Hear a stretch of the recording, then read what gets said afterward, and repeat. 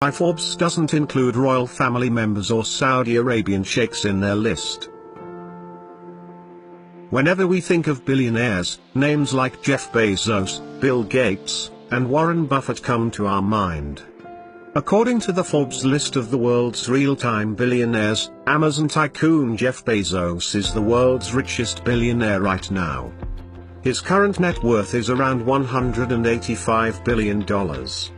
According to several business magazines and reporters around the world, the net worth of the royal family of Saudi, which has about 15,000 members, is around or more than $1.4 trillion. The net worth of the British royal family is estimated to be around $88 billion.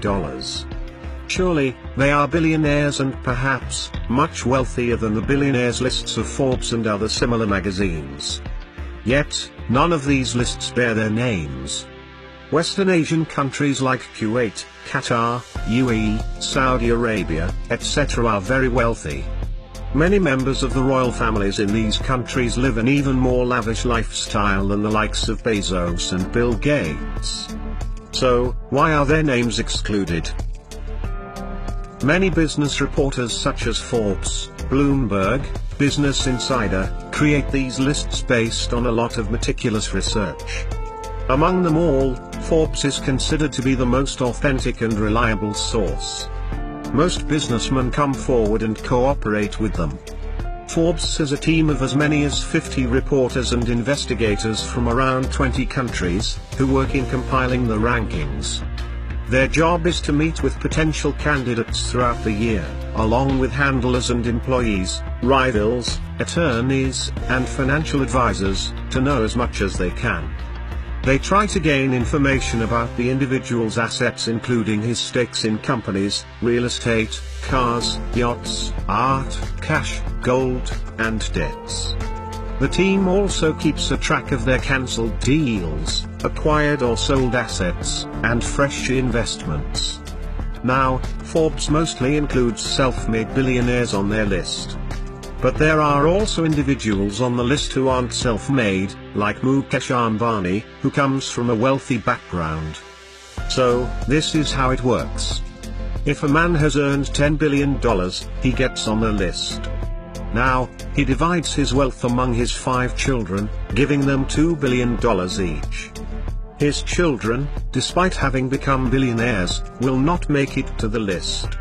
If one of them turns the $2 billion into $15 billion by doing business, he will then appear on the list.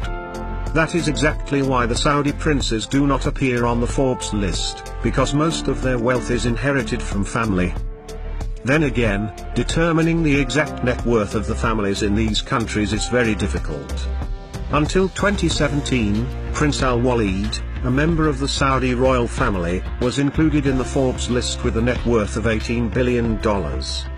He disputed his ranking and claimed that the information was wrong, and that his actual net worth was 10 times higher. Forbes editor Kerry Dolan stated that due to the lack of clarity and precise information, the magazine wouldn't be including the royal family members in their billionaires list. Now, we come to the British royal family.